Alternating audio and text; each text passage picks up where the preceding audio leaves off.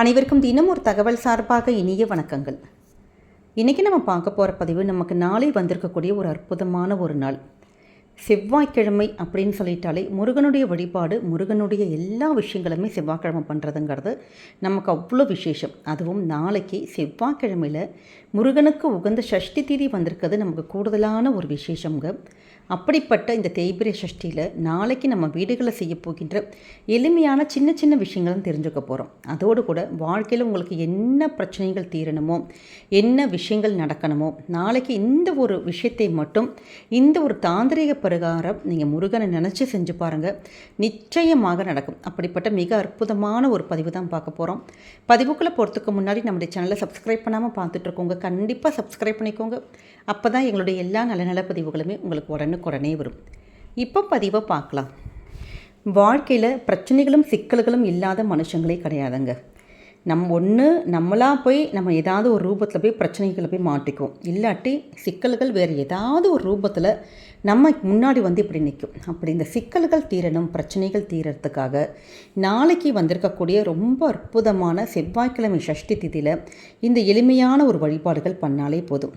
குடும்ப வாழ்க்கையில் சிக்கலா, திருமணம் நடக்காத சிக்கலா, இல்லை வேறு என்ன பிரச்சனைகளோ என்ன தான் உங்களுக்கு வேணுமோ அந்த பிரச்சனைகள் தீரத்துக்கு அதுவும் தேய்பிரை சஷ்டியில் நம்ம முருகனை வேண்டிக்கிட்டாலே போதும், நம்முடைய எல்லா சிக்கல்களும் பிரச்சனைகளும் நிச்சயமாக தேய்ந்து போகுங்கிற ஒரு ஐதீகம் இருக்குது. பொதுவாகவே நம்ம வளர்பிறை சஷ்டி, தேய்பிறை சஷ்டி 2 இருக்குது. வளர்பிறையில் வரக்கூடிய சஷ்டியில் வந்து நம்ம வீட்டில் வச்சு வழிபாடுகள் பண்ணுறதுங்கிறது விசேஷம். ஆனால் தேய்பிறை சஷ்டியில் கோவிலுக்கு போய் நம்ம பண்ணுறதுங்கிறது கூடுதலான விசேஷம். அப்படி வாய்ப்பு உங்களுக்கு இருக்குது, வீட்டு பக்கத்தில் கோவில் இருக்குங்கிறவங்க முருகன் கோவிலில் போய் நம்ம போய் இந்த வழிபாடு பண்ணலாம். இல்லாத பட்சத்தில் நீங்கள் தாராளமாக உங்கள் முருகனை நினச்சி ஆத்மார்த்தமாக உங்கள் வீட்டிலையே இந்த சின்ன ஒரு வழிபாடை மட்டும் செஞ்சு பாருங்கள். நாளைக்கு இப்போ நீங்கள் கோவிலுக்கு போகிறவங்களா இருந்தால் நம்ம ஒன்று காலையில் அதிகாலை அந்த 6 மணிக்கு மேலே போகலாம். 6 to 7 செவ்வாய் ஹோரை இருக்குது பார்த்திங்களா, அந்த நேரம் போகலாம். இல்லை கோவில் மூடி இருக்குது அப்படிங்கிறவங்க மாலை நேரத்தில் இருக்கக்கூடிய அந்த சாயங்காலம் 6 மணிக்கு மேலே உள்ள அந்த ஒரு நேரத்தில் உங்களுடைய பக்கத்தில் இருக்க முருகன் கோவிலுக்கு நீங்கள் போகலாம். போயிட்டு நம்ம வந்து முருகனை ஆத்மார்த்தமாக வேண்டிட்டு 6 விளக்குகள் நம்ம தீபம் ஏற்றணுங்க. முருகனை நினச்சி ஒன்று நீங்கள் நெய் விளக்கை ஏற்றலாம், இல்லாட்டி நல்லெண்ணெய் விளக்கை ஏற்றலாம். அது அவங்கவுங்க சௌகரியம்.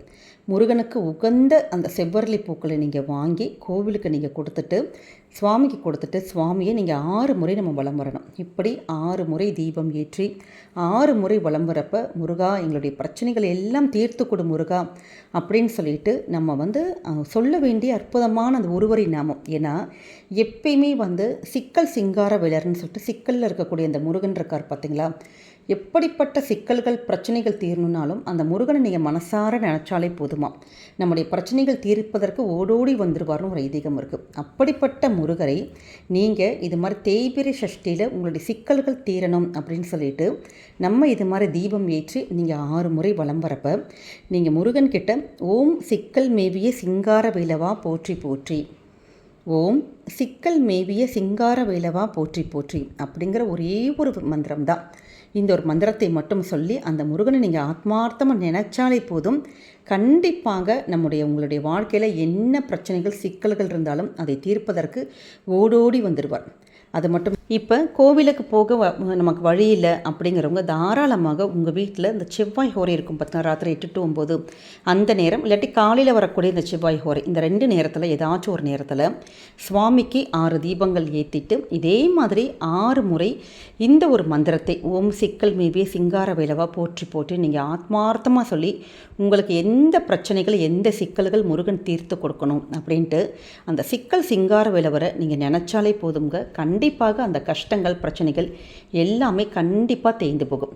அதனால் சின்னதான ஒரு வழிபாடு தான். நிறைய பேர் வந்து வெற்றிலை தீபம் ஏற்றுவோம், 6 தீபங்கள் ஏற்றுவோம். அப்படி உங்களுக்கு முடிந்த அந்த தீபங்கள் மற்றும் ஏற்றிட்டு சுவாமி கிட்ட உங்களுடைய கோரிக்கைகள் நாளைக்கு சொல்லி பாருங்கள், கண்டிப்பாக சரியாகும். அதே நேரம் நம்ம வந்து இன்னொரு முக்கியமான ஒரு தாந்திரிக பரிகாரம், எப்பயுமே இது மாதிரியான ஒரு நாட்களில் நம்ம செய்கின்ற சின்ன சின்ன தாந்திரிக பரிகாரங்களுக்கு பலன் அதிகம். அதிலும் நம்ம சமையலுக்கு பயன்படுத்துகின்ற அந்த பிரியாணி இலைகளை பயன்படுத்தி நம்ம செய்யப்போகின்ற தாந்திரிக பரிகாரத்துக்கு அதீத சக்தி இருக்குங்க. ஏன்னா இந்த பிரியாணி இலைகளில் வச்சுட்டு நம்ம கையில் வச்சுட்டு என்ன வேண்டினாலும் அந்த விஷயத்தை அதை ஈர்த்து கொடுத்து நமக்கு உடனுக்குடனே அதை நமக்கு அதை நடத்தி கொடுக்கக்கூடிய அந்த எல்லா ஒரு வழிகளையுமே இந்த பிரியாணி இலை தாந்திரிக பரிகாரமானது நமக்கு செஞ்சு கொடுக்குங்கிற ஒரு ஐதீகம் இருக்குது. அதனால தான் நமக்கு தாந்திரிக பரிகாரம் அப்படின்னு சொல்லிட்டாலே இந்த பிரியாணி இலை, அதாவது பேலீஃபோட அந்த ஒரு பதிவானது நமக்கு பரிகாரமானது அவ்வளோ ஒரு ஹெல்ப் பண்ணும் அப்படின்னு சொல்லியிருக்காங்க. அப்படி நமக்கு நாளைக்கு உங்களுக்கு என்ன விஷயங்கள் நடக்கணுமோ வாழ்க்கையில் நல்ல முருகனை ஆத்மார்த்தமாக வேண்டிட்டு 6 பிரியாணி இலைகள் நம்ம எடுத்துக்கலாம். நல்லா கொஞ்சம் கிழிசல் இல்லாத இலைகளாக பார்த்து நீங்கள் எடுத்துக்கோங்க. எழுதிட்டு எடுத்துட்டு அந்த பிரியாணி இலைகள் மீது உங்களுக்கு வாழ்க்கையில் என்ன நடக்கணும், உங்களுக்காக இருக்கலாம், கணவருக்காக இருக்கலாம், குழந்தைகளுக்கு, அப்படி என்னென்ன விஷயங்கள் உங்களுக்கு வேணுமோ அதில் 6 விஷயங்கள் நீங்கள் எழுதிக்கோங்க. எழுதிட்டு முருகனுடைய அந்த ஃபோட்டோ இருந்ததுன்னா ஃபோட்டோவோட அந்த பாதத்தில் நீங்கள் வச்சுட்டு நீங்கள் ஆத்மார்த்தமாக உங்களுக்கு இந்த விஷயங்கள் எல்லாம் முருகனுடைய அருளால் நடக்கணும் அப்படின்னு சொல்லிட்டு கொஞ்சம் நேரம் அப்படியே இருக்கட்டும்.